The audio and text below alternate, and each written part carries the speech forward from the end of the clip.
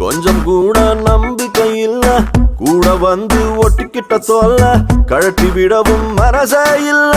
என்ன கொடுமையடா, காஞ்சி போன மிளகா உள்ள கொட்டி கடக்கும் விதையா போல காரமாக வெடிச்சா உள்ள பாவ நிலைமையடா. ஆகாயம் மேலேதான் அழகான மேகங்கள், அண்ணாந்து பார்க்க நேரமின்றி போவது எங்கேயோ. வெயிலோடு மழையும் ஒன்று சேர்ந்து வந்தது போல் இந்த கொஞ்ச நேரம் பயணம் சென்று முடிவது எங்கேயோ. டாடி மம்மி என்ன பேரு இவனுக்கு வச்சாங்க, என்ன என்ன என்ன